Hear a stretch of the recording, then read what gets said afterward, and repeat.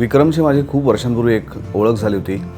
त्यांनी एका इव्हेंटसाठी एक फॅशन शो केला होता. या गोष्टीला तर 12-15 वर्ष नक्की होऊन गेलेत. आणि तेव्हा मराठी चित्रपटातले 5 हिरो आणि 5 हिरोईन अशांना त्यांनी त्याचे कपडे दिले होते आणि आम्ही रॅम्प वॉक केला होता. तेव्हा पहिल्यांदा मी त्याला भेटलो होतो. त्याच्यानंतर एकदम मध्यंतरी मी असं ऐकलं होतं शंकरजींबरोबर काम करत असताना कट्यारच्या दरम्यान की विक्रमनी एक फिल्म डिरेक्ट करतो आहे आणि खूप उत्तम गोष्ट आहे. मग महेश लिमयेकडनं मी ऐकलं की विक्रम एक फिल्म डिरेक्ट करतो आहे आणि खूप उत्तम गोष्ट आहे. तर तेव्हा उत्सुकता होती की अरे वा की विक्रम फडणवीस आता फिल्ममध्ये येतो आहे आणि फिल्म डिरेक्ट करतो आहे आणि उत्तम गोष्ट आहे वगैरे वगैरे. आणि तो विषय संपला होता तिथे.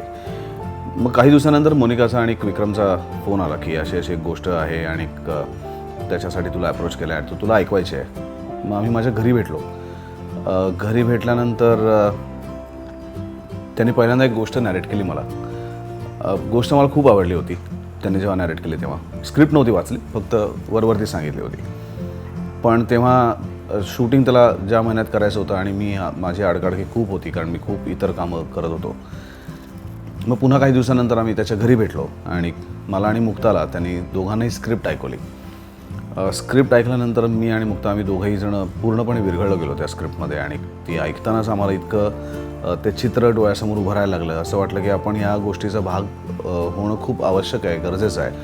मग आम्ही दोघांनी विक्रमनी, मी, मुक्तानी, मोनिकाने आम्ही सगळ्यांनी एकत्र बसून तारखा वर्कआउट केल्या, शूटिंगसाठी तारखा काढल्या आणि हा सिनेमा झाला.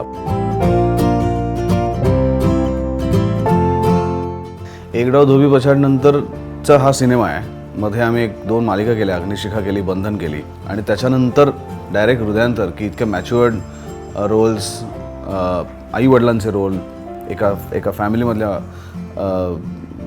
कुटुंबाचा एक भाग आम्ही दोघं होतो. आणि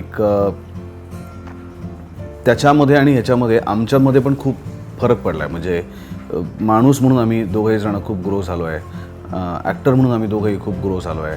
आणि अशा एका वळणावरती हृदयांतरचा सिनेमा आमच्या आयुष्यात येणं ही खरं तर काळाचीच गरज होती आणि ती बरोबर त्या वेळेत तो सिनेमा आला.